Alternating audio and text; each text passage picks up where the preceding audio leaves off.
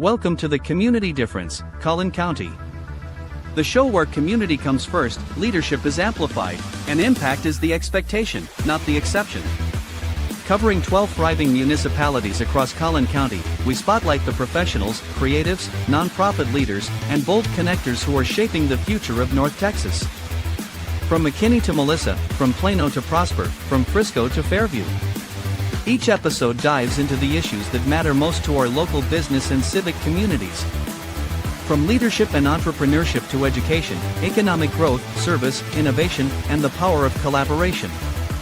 If it impacts how we live, lead, or grow in Collin County, we talk about it.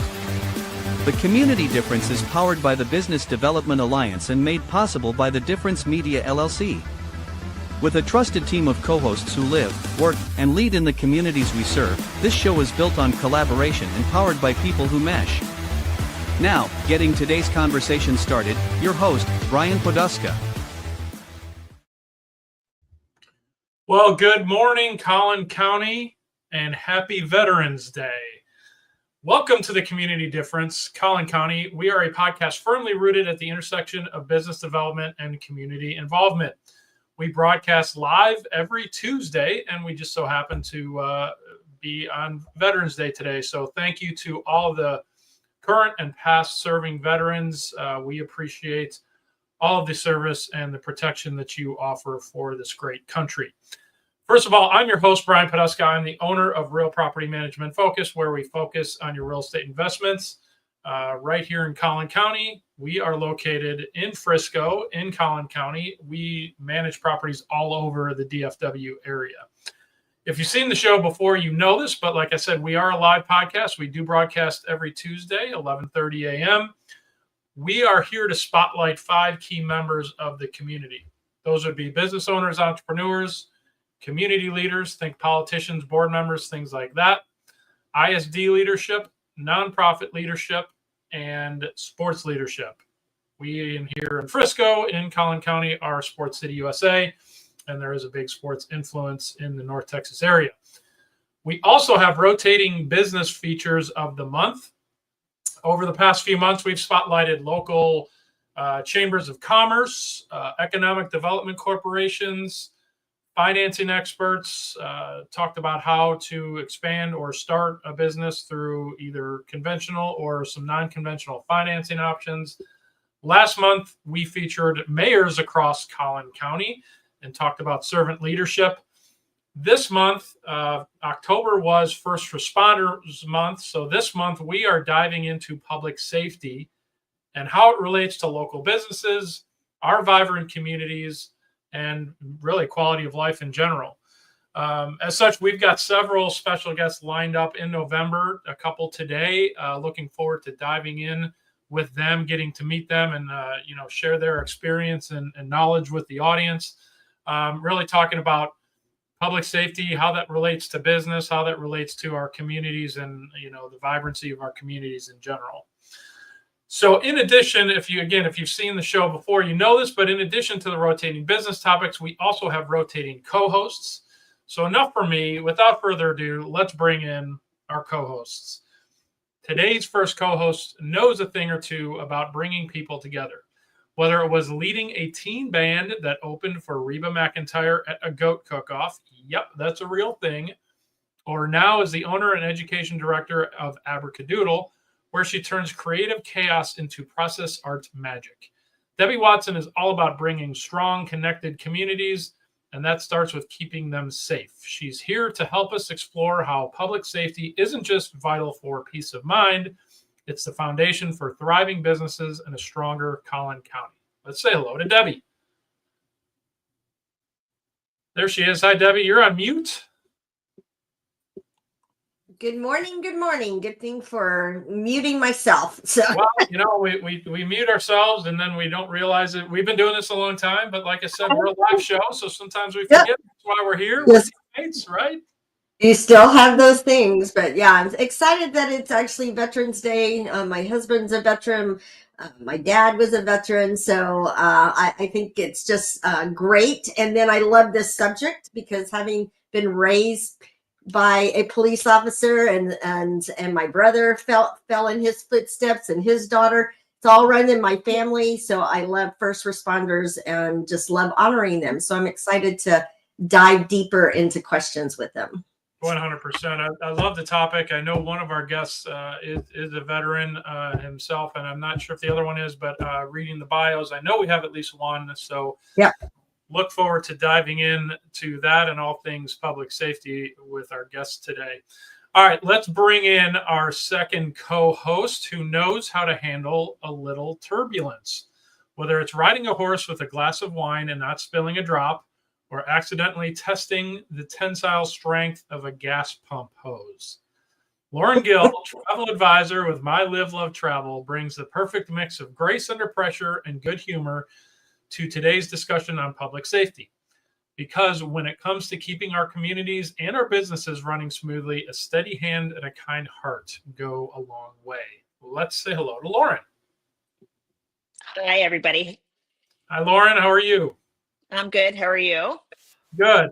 I can hear you very well, but your face is not moving, so it looks like we're queuing up here. As long as we can, there we go. I think we're all caught up. Good.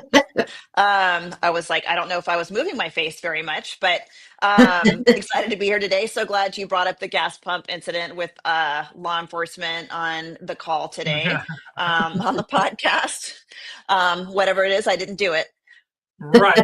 Well, don't know if it was necessarily illegal from the sounds of it. It was more just, whoops, forgot about that gas pumping in the car and me driving away situation, right? Yeah, pretty much. Yeah, pretty much. It happens to the best of us. That's all good. And that's why we can laugh about it on a live show, right? That's right. But super excited for the guests that we've got today. And also just want to say thank you to all the veterans as well. Awesome. Love it. Well, thank you, ladies, for being here and co-hosting with me. Without further ado, let's bring in our guests one by one here. Today's first guest knows how to keep calm under pressure, whether he's leading Prosper's fire department, heading up the Collin County Fire Chiefs Association, or breaking out the worm in front of a crowd at Legacy West. We got to hear about that. Fire Chief Stuart Blassingame brings heart, humor, and a true servant spirit to every challenge. He's here to remind us that public safety isn't just about emergencies. It's the foundation that keeps our communities and our businesses thriving. Let's say hello to Chief Blassingame. Good morning, everybody. Hey, Chief, how are you today? Very good this morning. Thank you. Awesome.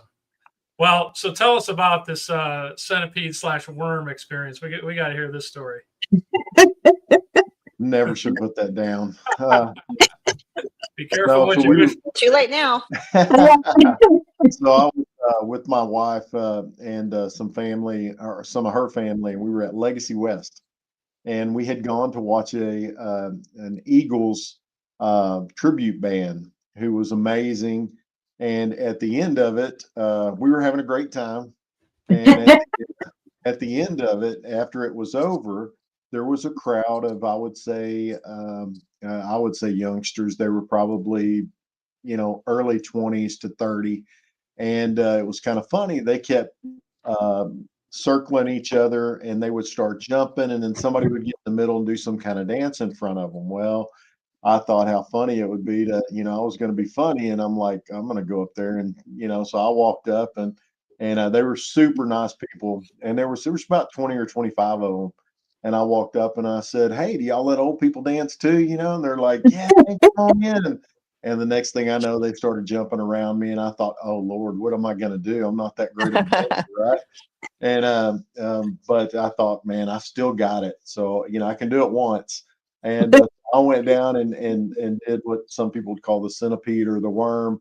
And I don't think most of them had seen that before, and they thought it was hilarious, and so they loved it. But the only thing was, I was wearing a pair of dude shoes. If you knows what those are, Yeah. they're very light, kind of loafer style, light cotton shoes. And at the very last deal, when I went to stop to get up, I slammed my big toe into the ground. And it broke my toe like it was like a lightning bolt. And I was like, yeah. And so, but they had no idea even to this day that ever happened.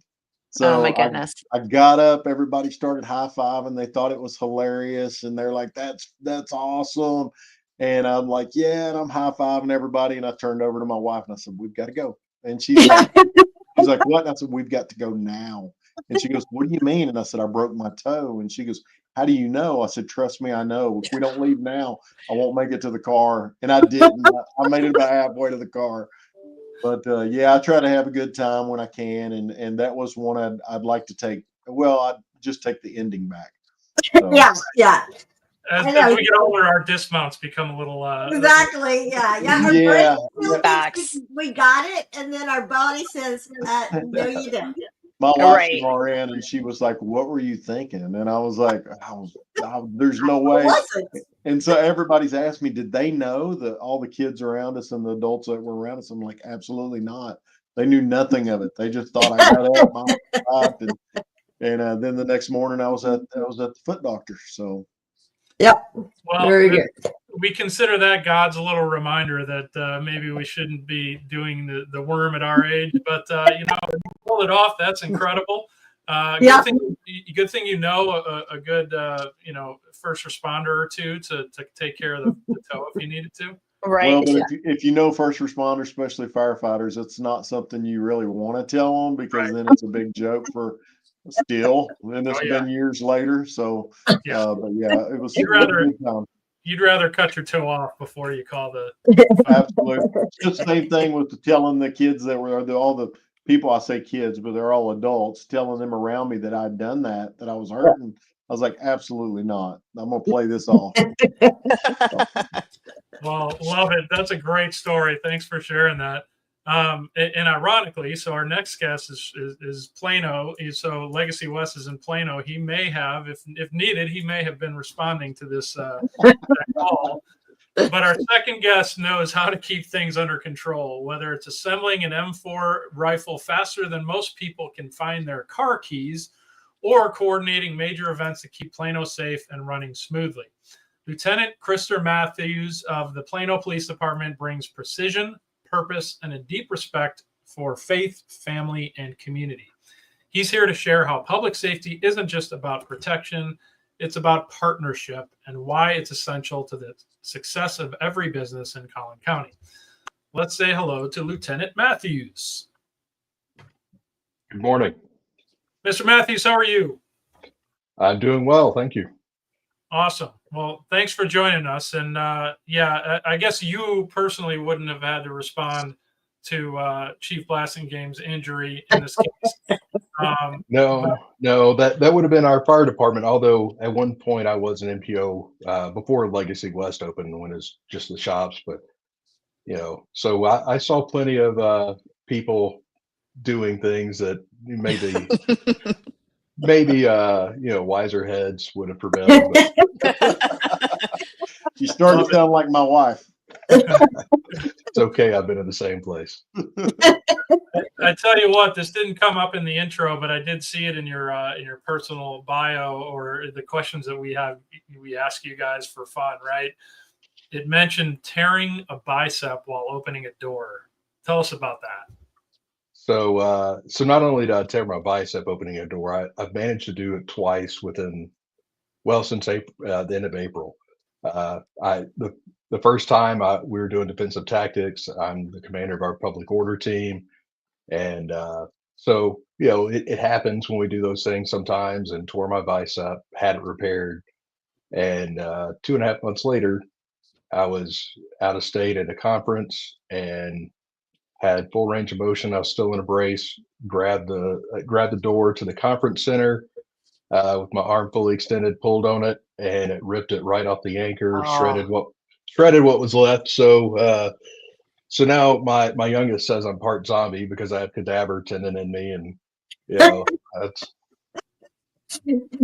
Well, I didn't know we were doing a show of the walking wounded today. So it's kind of funny and ironic to hear the injury story as well. And the first tear of the bicep, understandable in action, but then a door or doing the worm, we can all relate, right? Right. It's embarrassing when people go, "Hey, I thought you had gotten better." Well, no, was opening a door. So Well, don't feel bad. Imagine telling them you did the worm. Well, I love the stories. Appreciate the the candor and the humor that we can all relate to. What we can't relate to is what you guys do on a daily basis, and we're appreciative for it. So thank you for that. Guys, appreciate the intros. What we're going to do right now, take a quick commercial break, and we're going to come back and we're going to talk about what's happening and what's cooking in Collin County. So stick around. We'll be right back. The Community Difference, Collin County, is made possible by Brian Poduska with Real Property Management Focus, Debbie Watson with Abracadoodle, Kim Wallace with Farmers Insurance, Kirk Hodgson with Assured Partners, Susanna Austin with K9 Resorts, Clarence Joriff with the Compound Nevada, and by Lauren Gill with My Live, Love Travel. The Community Difference, Collin County. Together, we can make the difference. And now, back to the show. Are you ready? Because it's time for What's Cooking in Collin County? Okay, welcome back. You heard the sounder there. This is our segment where we talk about what's going on around Collin County. What's cooking in Collin County, right? So by that, I mean big things that you might see in the news, but also smaller things, fundraisers, smaller type events, any sort of thing for a nonprofit that may not hit the big news. And we're going to go around the horn and talk about those sorts of things. So we'll start with the ladies first. Lauren, I'm going to kick it over to you to cover off a few events going on in Collin County. Awesome. All right, London, first splash screen. Okay, so the first thing I wanted to highlight was the City of Anna is opening their community library this Saturday. It's the grand opening at 10 a.m. This has been in the works since 2021, and Anna's been a great partner to the Community Difference, and we've had Mayor Pete Kane on, as well as other leaders from the city. So wanted to make sure to celebrate the opening of their community library. It's at 111 West 5th Street. And even though the grand opening is not until Saturday, you can go ahead and get your library card.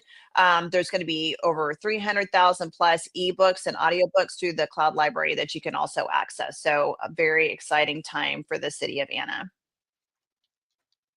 Next, I know this time of year with the holidays that a lot of times we think about opportunities to give back. So I wanted to share in Collin County, we've got Feed the City. This is actually an ongoing monthly opportunity to give back. But in Frisco, you've got like the address here, Sidecar Social, McKinney. It takes place at Union Bear.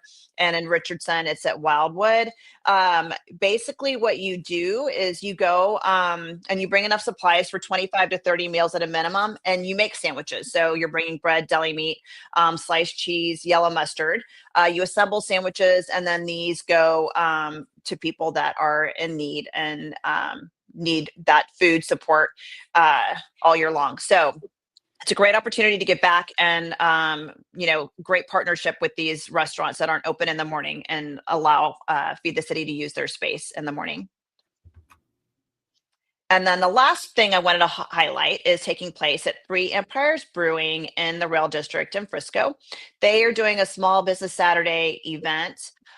They are looking for vendors. It's actually going to take place at Imagine Park, but it's a little pop-up. They're looking for vendors who sell handmade goods, treats, crafts.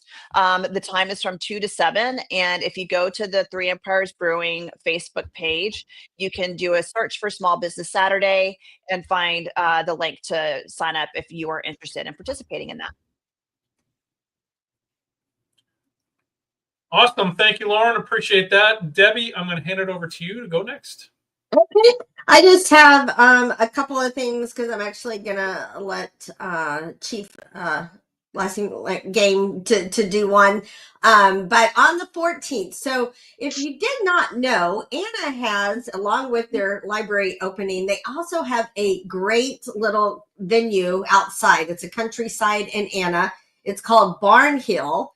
So it's laid back, family owned, kind of vineyard tucked away in the scenic countryside of Anna.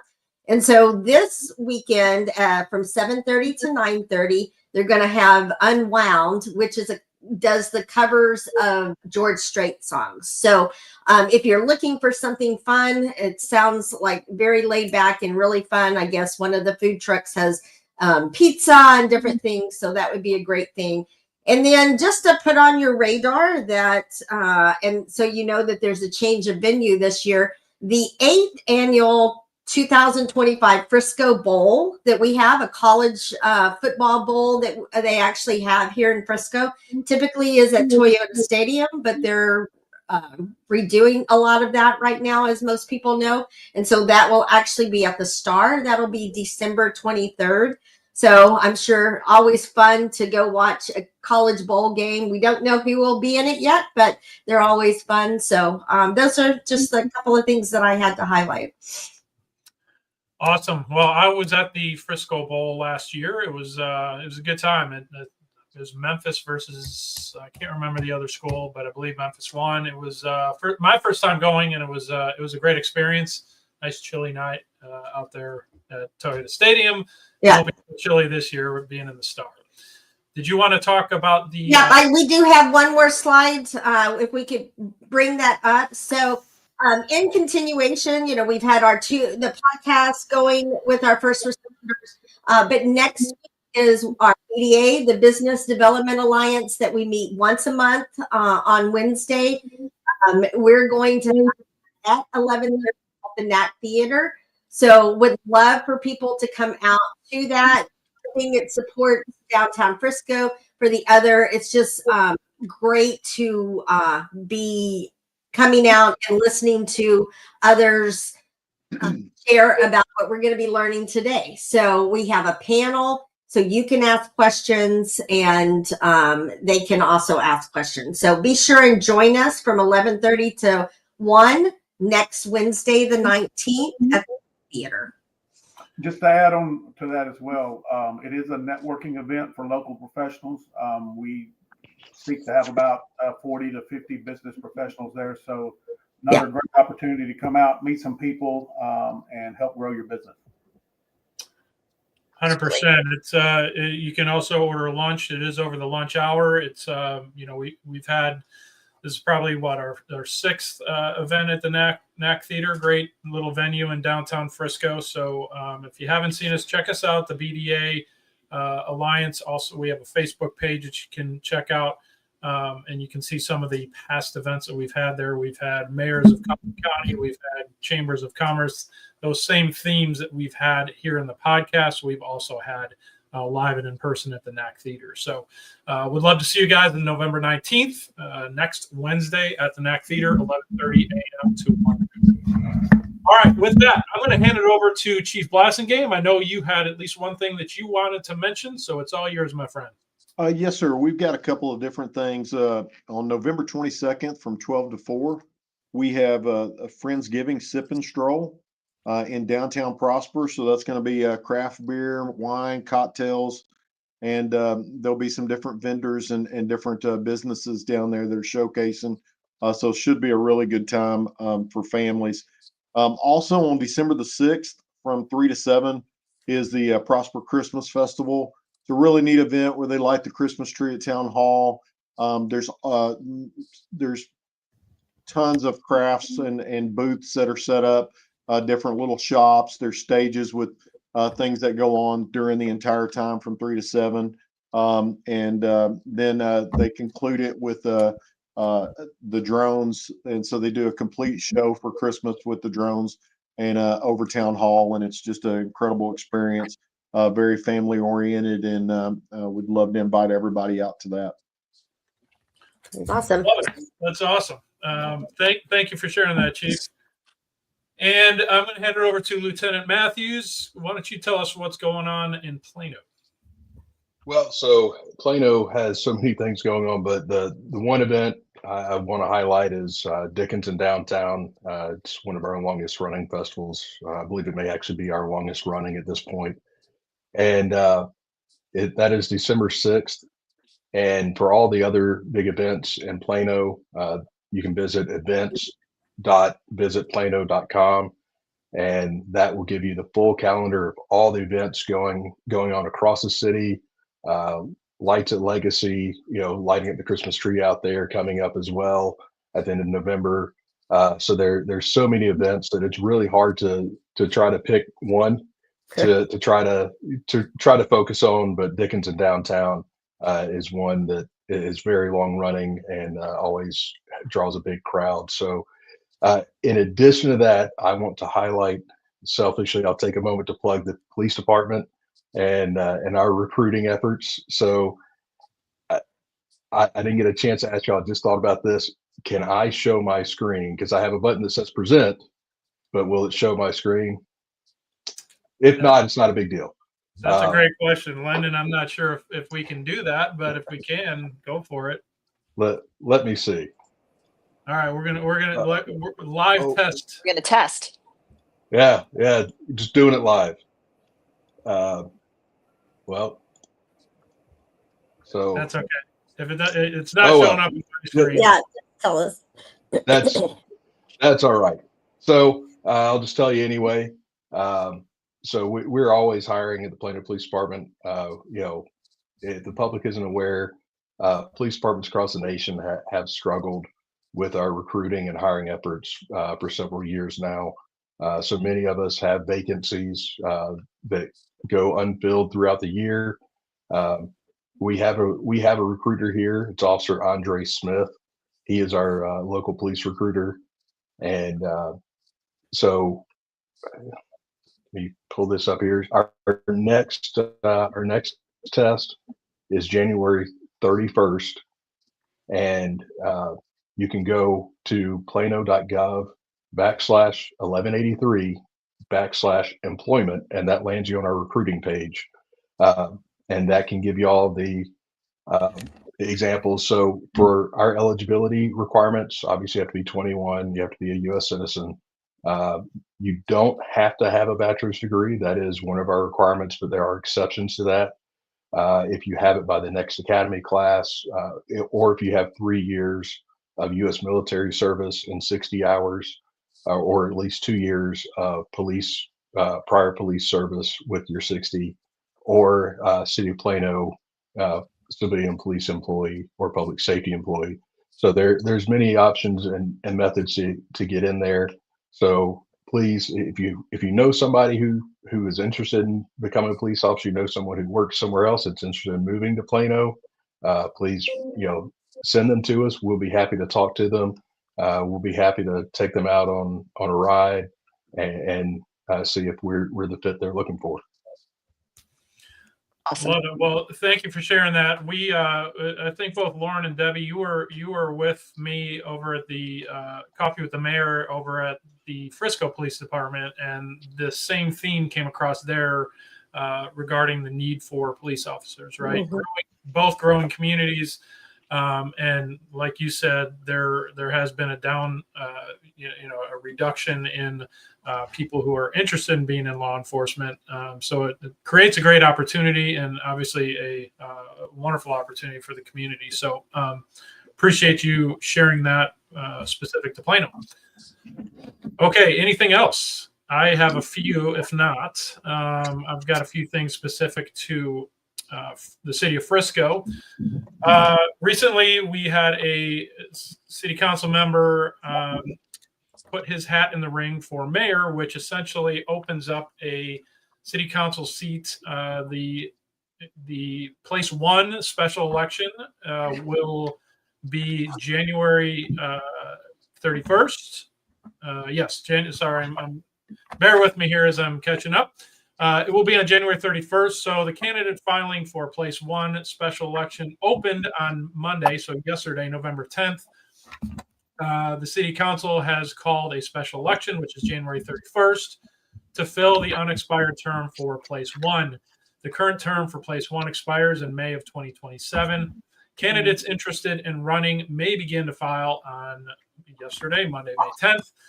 The information on eligibility, dates, and required forms are all in the candidate packet, which is available online. The deadline to file is Monday, December 1st. So if anybody is aspiring to be on city council, that is your deadline right now, December 1st. All right. Also, I want to mention this because it hits on two things, right? Needs, family needs, the family social Frisco Family Services and the Rail District. So two major initiatives here in Frisco. The City of Frisco and the Frisco Community Development Corporation, or CDC, are teaming up with Frisco Family Services to help local families and seniors in need while supporting Rail District businesses during the Main Street reconstruction. #SaveMain. Starting Friday, November 7th, so that was last Friday, by donating items or serving volunteer hours. If you do this, the individuals can earn $50 gift card to use at participating downtown businesses while supplies last. So check that out online. Search up the Frisco CDC and the downtown effort, and you'll be able to see how to get involved in that. Also, sticking on the topic of the Rail District, the BOGO gift card giveaway program is active. This is different from the giveaway that happened in person. This is a digital gift card program, which was launched earlier last week. It'll benefit the Frisco Rail District businesses while doubling a card buyer's benefit. So it's an investment. Essentially, you go out there, it's a BOGO, right? A buy one, get one, up to $250. So if you go out to the website, buy a card for $250, the Frisco CDC will match that $250. So it's a supplement to the actual gift cards that were handed out in person a couple weeks ago. This is online. You buy a gift card, you get one free. And that's all subsidized by the Frisco CDC. Also, I mentioned it earlier, the coffee with the mayor that we went to a couple months ago at the Frisco Police Department. The next one is this Friday, November 14th. Join Mayor Jeff Cheney for a special coffee with the mayor at Rollertown Beer Works. It was just opened a week and a half ago, so you can enjoy a tour of the new facility. Plus, hear the latest on the Downtown Rail District redevelopment from Ben Brazina, who's the Assistant City Manager, and Ken Schmidt, the Director of Special Projects. This is the last coffee with the mayor for 2025, so stay tuned for more information on that when we kick off in 2026 as well. And then finally, I want to mention that because it's this Saturday, it's the Frisco Community Parade. It's almost time to strike up the band as we get ready to celebrate local schools and honor our veterans for the 2025 Frisco Community Parade. Mayor Cheney is the Grand Marshal. He'll kick off the parade at 10 a.m. This year's theme is Fall for Frisco. It invites participants to get creative and bring festive energy to the parade. Historically, this has been in the Rail District and in historic downtown Frisco. Because of the construction, it's going to be a walking-only route. It'll start in Hall Park, traveling down Internet Boulevard and ending at Kaleidoscope Park, which the address is 6635 Warren Parkway. Don't rush off after the parade. Stay and enjoy the awesome Kaleidoscope Park and all the activities that will be going on there. Okay. Man, that's a lot. Here we are. At the Community Difference Business Development Alliance, powered by the Difference Media, LLC, our mission is to empower small business owners by transcending acceptable behaviors and outcomes into exceptional realms. We foster a culture of self-awareness, accountability, and proactive engagement, guiding individuals to recognize and overcome indifference towards transformative actions, habits, behaviors, and processes driving meaningful change. Through strategic networking, impactful content creation, and innovative top-of-mind strategies, we cultivate brand relevance and differentiation, enabling our partners and the Difference community to stand out in crowded markets. With a focus on building authentic connections, amplifying brand presence, and driving sustainable growth, we equip entrepreneurs with the tools and mindset to navigate the complexities of entrepreneurship with confidence, innovation, and resilience. Together, we aim to be the catalyst for difference makers, propelling them towards their highest potential and leaving a lasting impact on their businesses and communities. That's where our community podcasts come in. These podcasts lie directly at the intersection of innovative business development and community involvement, helping to bridge the gap between small business obscurity often seen in our communities. The community-based podcasts called the Community Difference Series are an integral part of integrating all facets of modern business development into a package of great content. positive impact branding, and top-of-mind presence, thus fulfilling the greater mission we set forth. When we set out to be difference makers, we can learn to make a difference and find the success and impact innately desired by all business owners and entrepreneurs. We are difference makers.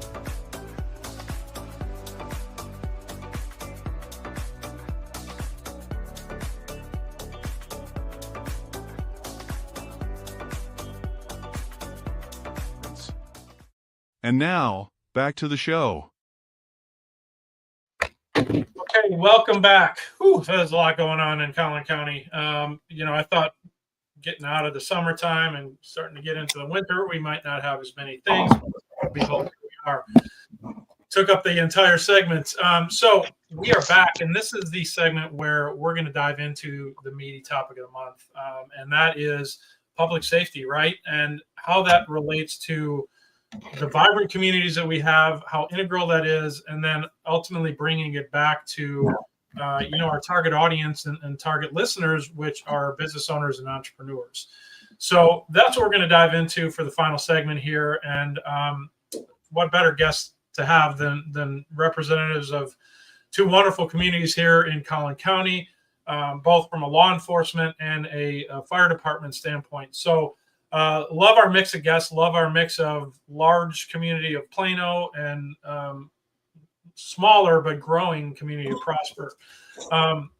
And with that, I will kick off the questions, and then Debbie, I'll ask you to kind of ask a few as well, and we'll see where this goes. But my first question is to both of you guys, and that is first a comment.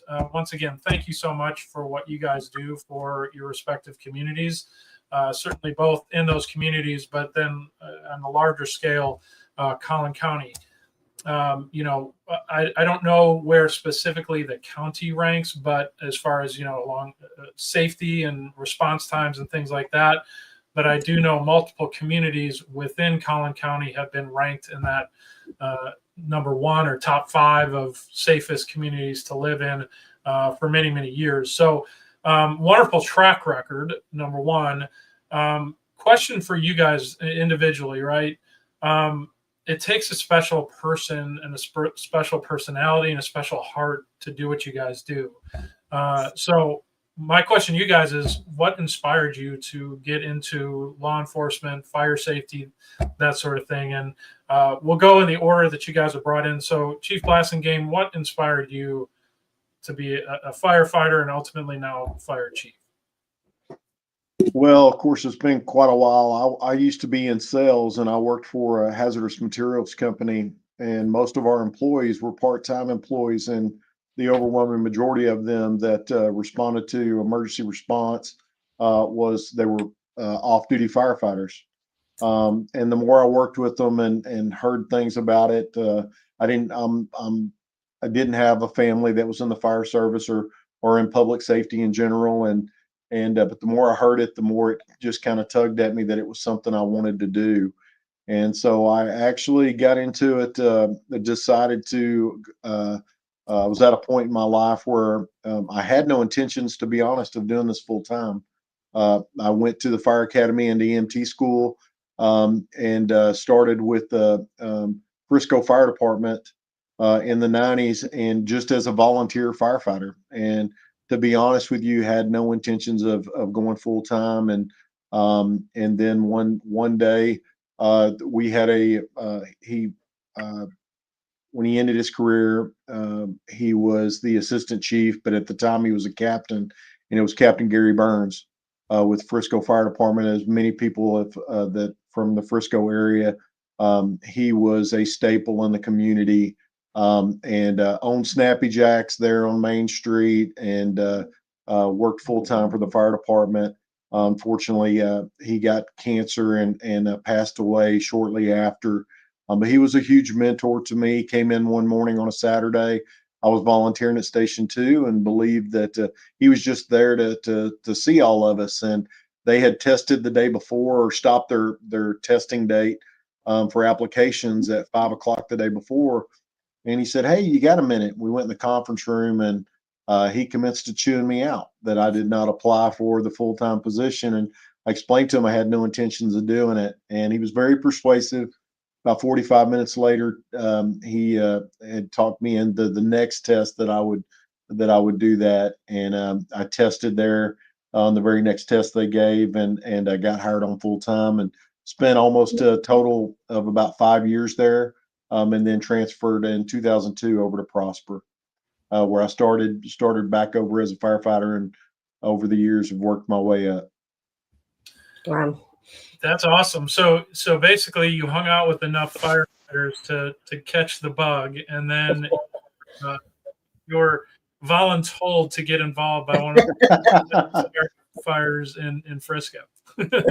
That's exactly right. I thought it was interesting. I love the fact of the adrenaline rush of not knowing what the next call brought. Those type of things, which my wife's just the opposite. She likes everything to be planned, and I love everything just to be on a whim. But he was definitely the reason that I would have to say that full time why I went into the fire service. Love it. Well, that's an awesome story, and love that you brought what inspired you in Frisco up to Prosper. And so you've been in Prosper for roughly. I just completed my 23rd year. 23rd. Okay. So I'm in my 24th year now here in Prosper, and became the fire chief in 2017. Just seen a lot of growth. Even I can remember when I started in Frisco, there was approximately 14,000 people. And and when I left, there was probably closer to about 45,000. And of course, we're seeing a lot of growth ourselves here in Prosper, but it's been an amazing ride. Well, you said fire station number 2 is where Mr. Burns had kind of roped you in. I didn't realize Frisco had 2 fire stations back then. Now they're up to what, 10? Yeah, they just opened Station 10 earlier this year. And of course, we still have an amazing relationship with Frisco Fire, and work every single day with them on 380. There's not typically a day goes by where we don't work and train with them. Matter of fact, all week our crews are in Frisco all day from 8 to 5 training with Frisco Fire Department and some other local fire departments here in the area. So we've got a great working relationship with them. Well, I love that. I love that aspect of the teamwork across the communities in Collin County. I know, obviously, when you have a big incident and things like that, you all have to work together. And the fact that you do that behind the scenes before that speaks volumes to the teamwork and coordination you guys have. You're exactly right. The more we train together, like we're doing this week, and we did several days last week as well, the more we work together, and it just makes us one big team. We've got different names on the back of our coats and with the departments, but we work very similar, and both are just incredible departments. Love it. Awesome. Well, thank you for that background. I'm going to shift the conversation over to Lieutenant Matthews. Same question for you. To serve and protect, that is a massive commitment, right? And very selfless. So same question to you. What inspired you? And I believe you're the one with the military background, at least that I read in your bio before hopping on here. So tell us what inspired you to do what you do. Well, so I'm the first and only person in my entire family who's been a first responder. I wanted to be a cop since I was probably at least 3, and I think the impetus for that was I grew up in a home where at a young age I saw domestic violence, and wanted to help others, and be able to be there, and be a help to others, especially in those situations. Once 9/11 happened, I was finishing up college. 9/11 happened, so I had a little detour to the military after 9/11, and after a few years, got out, and I ended up in Plano. I wanted to be in San Antonio because that's where I'd spent so much time training and loved the area down there. But they weren't testing when I got back. I missed their test, and they were tested every 6 months. I had a wife and child to support, and my wife's uncle was a librarian down in Mansfield and been after me for almost the entire time I was in the military. Hey, if you ever get out, you need to go test at Plano. Plano's a great place to work. And he had never worked for Plano, had no connection to Plano, and came here, tested here before the test in Dallas. And I've been here ever since. I sat on my board, my oral board, when you come in for entry, and they were like, "Hey, we saw you also applied at Dallas." I said, "No, I withdrew." Well, why? Well, why would I go work for Dallas if I know y'all are going to hire me? And I look back, I'm like, oh, that probably wasn't the best answer to give them, because but I just knew they were going to hire me. So, and thankfully they did. I've been here ever since. Well, you got to roll in with confidence, right? Right. So, real quick. So you were Air Force, correct? Yes.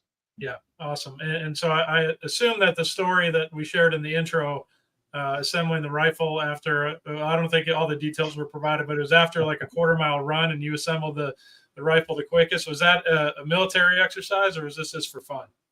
No, that was a competition we had during my I was security forces, which is military police. And when I went through security forces officer basic course down in San Antonio, that was one of the competitions. And I ran the last leg because I'm the slowest runner, but also because the last leg had the weapons disassembly and assembly. And, they already knew from our prior stuff that was just something that I had an aptitude for. And, despite losing a little bit of our lead, we did have, one of our team members had run track at UC Davis, so that helped us out quite a bit. But we still managed to win in spite of my slow running. Well, you make up for it with your hand-eye coordination on the weaponry, so you're good there. All right, Debbie, I'm going to hand it to you. You go ahead and steer our interview. Okay, well, I'll ask a quick question, then we'll take a commercial break and come back. And if you want, actually, I can ask the question. You kind of think about this. Having been actually raised as law enforcement, and my brother and his daughter has continued, I know there's a lot of emotional things, and also having been trained as a mental health first aid and doing training for police officers, and I worked with the fire department to put together a program before my previous job. The emotional side of first responders can be really heavy, but we know that there always is this physique that you got to be strong. But what practices have helped your team maintain mental and emotional resilience? And I know it's become a bigger thing nowadays than it really used to be, by no means. So I know there are a lot of support programs, but think about that. You think about some of the things, and then we can talk about that right after we go to commercial break.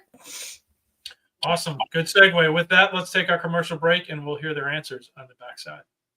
Greatness doesn't happen in isolation. Behind every impactful community, there's a coalition. Behind every story we spotlight, there are partners who believe in what collaboration, leadership, and local excellence can build. Special thanks to our community champions.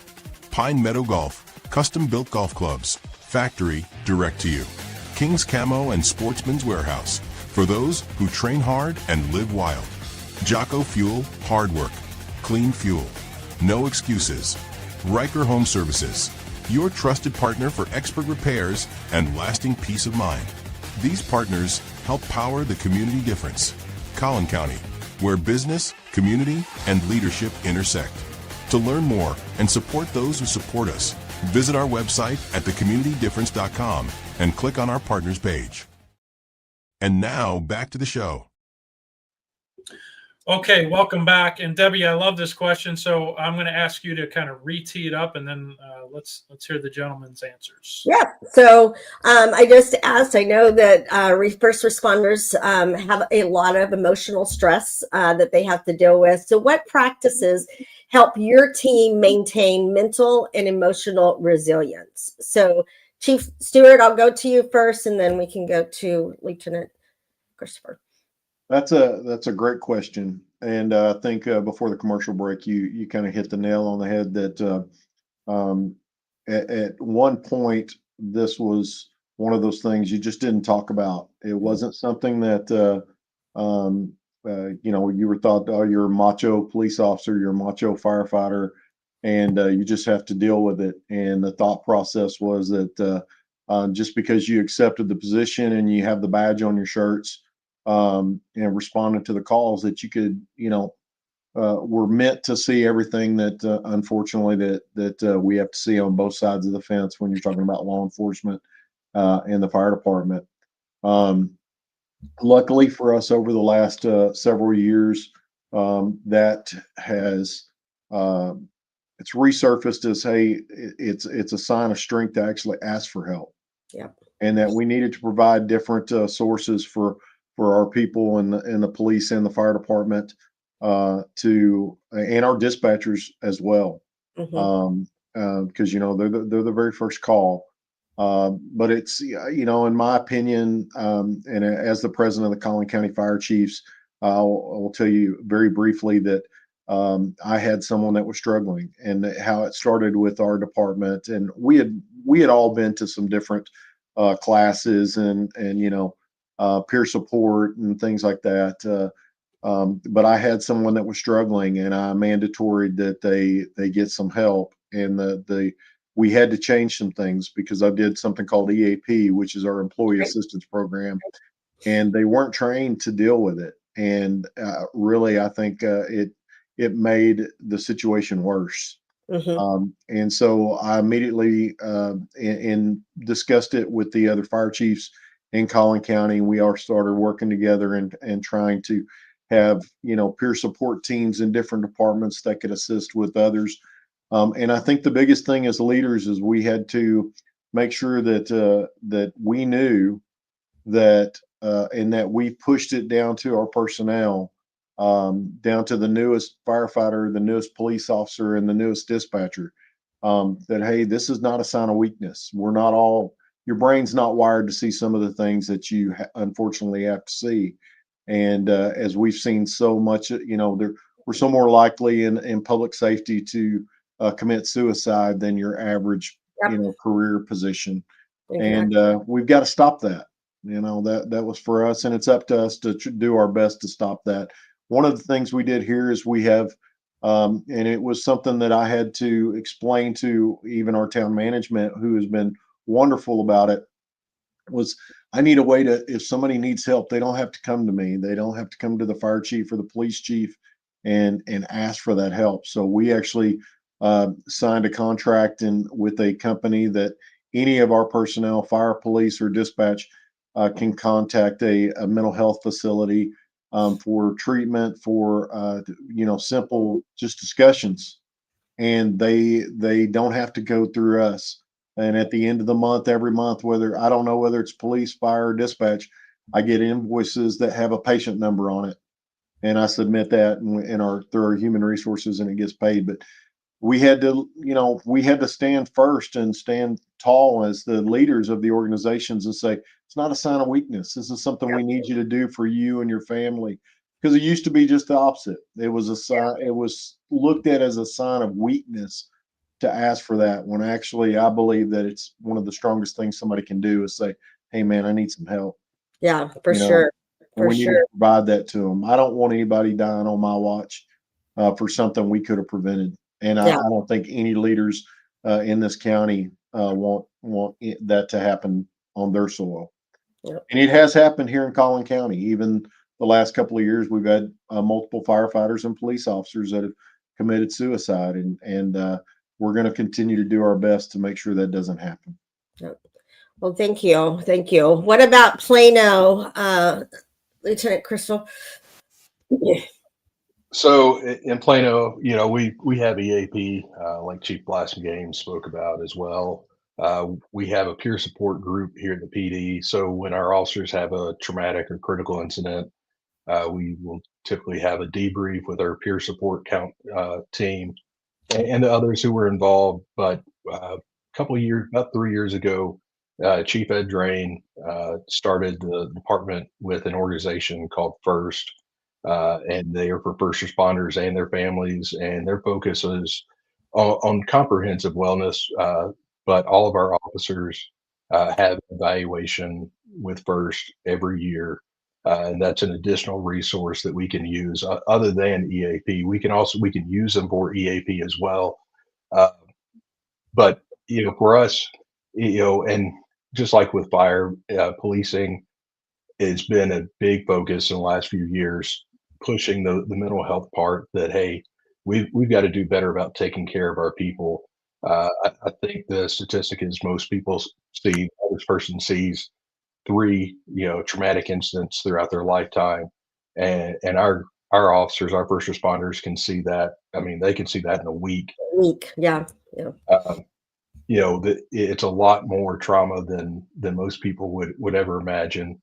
And getting them to realize, hey, you need to talk about it. We use gallows humor, and sometimes that gets us in trouble because people see us at a critical incident that's a traumatic deal, and in the moment, you might see guys, laugh a little bit, whatever, and then a lot of times it's some gallows humor trying to relieve that tension you're experiencing at the time. Exactly. So we've done quite a lot. One of the biggest things I always push with my guys that we've pushed quite a lot is have friends and have connections outside of police work. People that will help keep you grounded, that everything's not as bad as what you see every day, because you can start to see the world in a very dark way if you don't keep that that side open and realize that what we see is not normal. Right.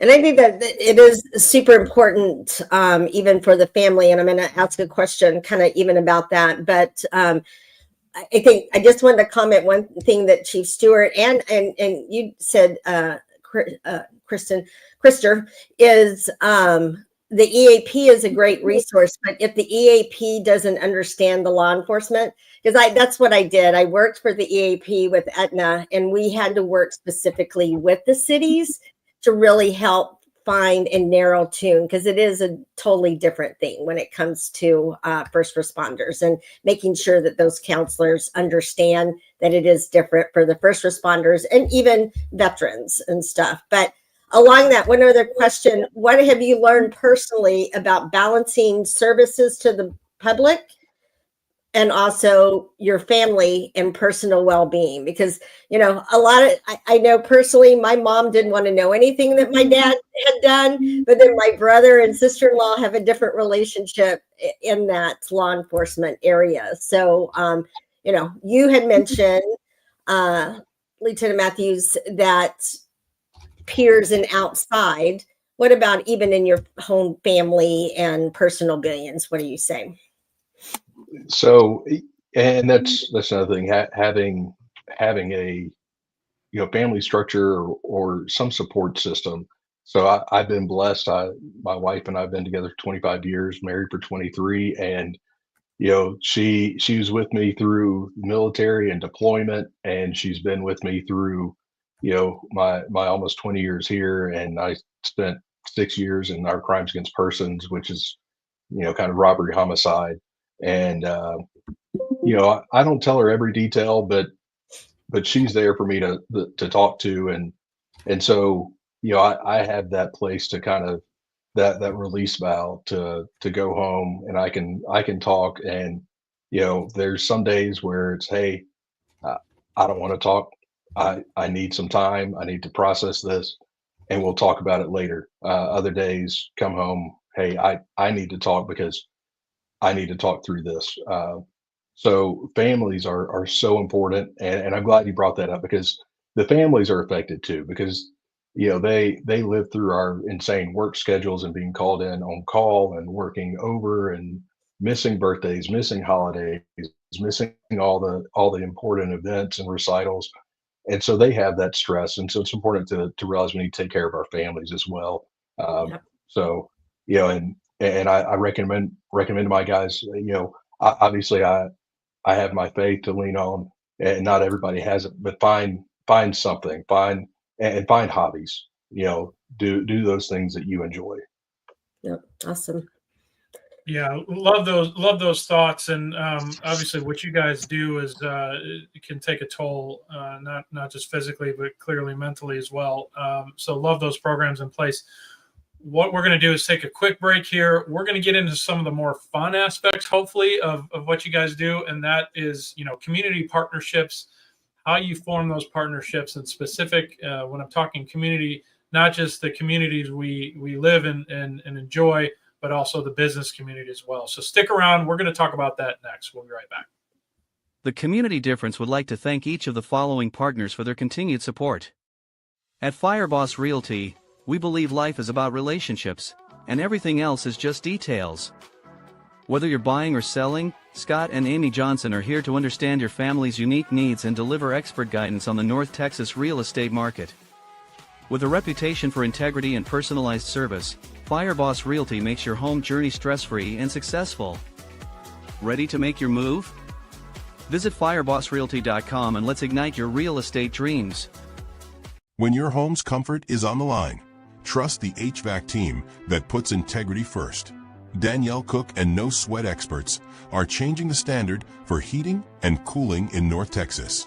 No pressure, no upselling, just honest diagnostics, expert repairs, and custom solutions that fit your home, not a sales quota. From quick fixes to full installations, they get it right the first time, clean, professional, and on your schedule.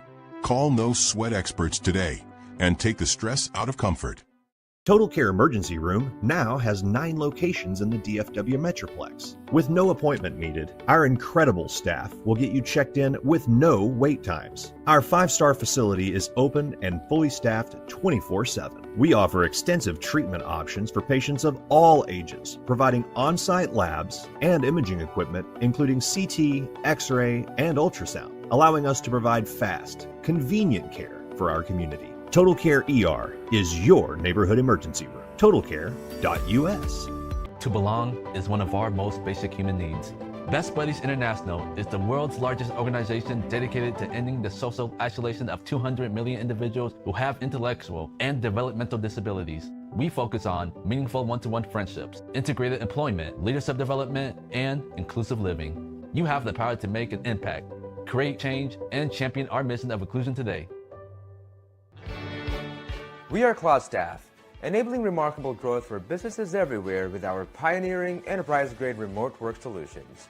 We are on a mission to help business owners scale while reducing costs by matching you with an amazing staff, mobilizing your team, and helping manage business performance, making us the #1 workplace as remote work gets done. Connect with us to access the world's top talent and discover how we can enable remarkable growth for your business. And now, back to the show. All right, welcome back. So, as we talked about up front, the whole idea here with bringing in public servants, whether it be on the city council side, mayor side, and now first responders, is to understand really how us in the business community can engage more so and better with leaders like yourselves, as well as just in general to help strengthen your guys' efforts when it comes to partnerships. So I want to steer the conversation that way. And question for you guys, and hopefully you have a laundry list to pick from here, but specific question from me, do you guys have specific examples where you've reached out to or tried to an effort to partner with either the business community, small, large, chamber of commerce, however it may be? Do you guys have an initiative like that or specific examples that have been successful in the past? And let's start with Lieutenant Matthews first. So, Plano Police Department, we have a neighborhood police officer unit, and it started out with community policing, and that's what their model is, and problem-oriented policing. But we have business district officers within that. About 10 years ago, I left that when I first promoted, but I was part of that in the downtown business district. We have it out at Legacy Town Center and Legacy West. We have officers still out there with those businesses. Beyond that, we have our crime prevention unit that does outreach with our businesses, and they attend a lot of different, events with businesses. In my office with Homeland Security, we have twice a year, we have meetings with the church safety leadership throughout the city, as well as our local business security leaders, and meet with them, go over topics that are of interest to them, bring them new things from us as well, and an opportunity for them to connect, but also for us to connect with them. Love it. Awesome. Chief Blasingame, how about yourself? How do you guys partner with the business community and the community in general to enhance business? Yes, sir. So we have an outstanding working relationship with our business community here in the town of Prosper. So fire education and public relations is a very huge thing that we do, both on the fire and police side. We partner with the Chamber of Commerce and attend virtually, I would say, the overwhelming majority of their events, right down to open houses. We try to also work with the businesses throughout the year. Any of our 55 and up communities, we have like a fall medical protection classes that we do for them, and we go out and visit with them and try to make sure that they're doing things the right way and the safe way, and that we're keeping them safe. We also have CPR and first aid classes that we do monthly. We have not only monthly classes that are here at the fire station, but we're in our businesses all the time. So a simple request, and we go and do a friends and family CPR class, first aid, stop the bleed, AED classes, anything that we can to try to keep our community safer. And they do an amazing job. So we're constantly reaching out to them and trying to participate in all the events, so they know that we're here for them, and that we can teach them and how to keep someone alive until we get there. If they give us a fighting chance, chances are we're going to save your life. But sometimes we need those bystanders and those business employees that are working alongside them to do just that, and keep them alive until we get there. I love that. I mean, I think that's one of the biggest things is how can the community better support first responders? And in your view, what does an ideal partnership between first responders and the business community look like 5 years from now? Because I think you had talked about it, vision forward. So what, if in your view, what does the ideal partnership between first responders and the business community look like over the next 5 years? Well, constant communication is probably one of the biggest keys. I'll give you an example. Whether it's AED, first aid, CPR, stop the bleed, we and several municipalities in Collin County go in and do fire extinguisher training. We also go and do things what we call on the fire side pre-fire planning. It's similar to a fire inspection, but it's different. We're not there to fault anybody or do anything. We're there to work with the business owner, learn, find out their layout. Most businesses will share their layout of their businesses with us. So if something happens and we can't see because of smoke conditions or something like that we know the layout of their businesses, so we can help save their business or maybe, potentially one of the workers if they're in there.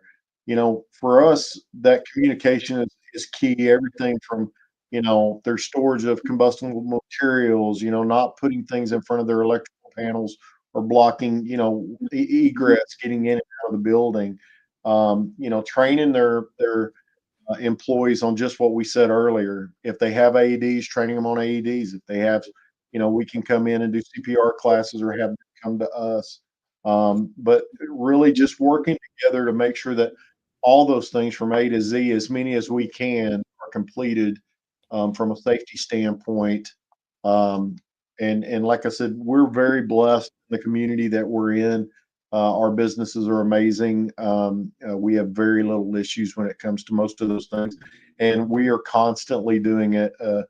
Public education in one of those facets, like I said, whether it's fire extinguisher training or it's any of the above medical trainings that we do, and it definitely can be the difference of life or death to some whether it's a one of their workers or whether it's somebody doing business in that business, you know.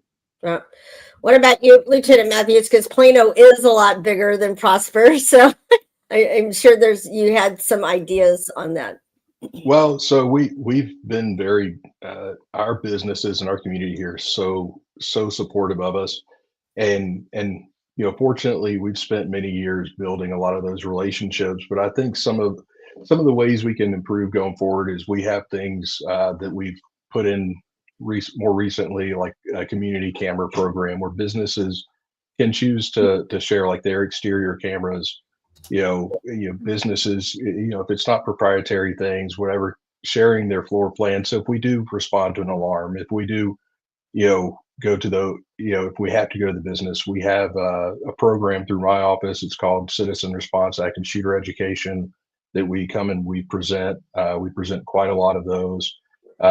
And so I think continuing those partnerships and new businesses as they come, reaching out and connecting with us and having us reach out to them as we learn about new businesses, as our officers drive through their areas and their districts and going, hey, this new business came up, getting out of the car, going in, contacting them, and really building those one-on-one relationships as well, especially between our officers and the people who work in those areas. So they know, who's going to be there, about half the time, because our 12-hour shifts are half on, half off. So you'll know who you have half the time, and hopefully you get to know both of them.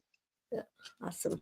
Love that. Awesome. And those are great forward-looking things that you guys have as priorities.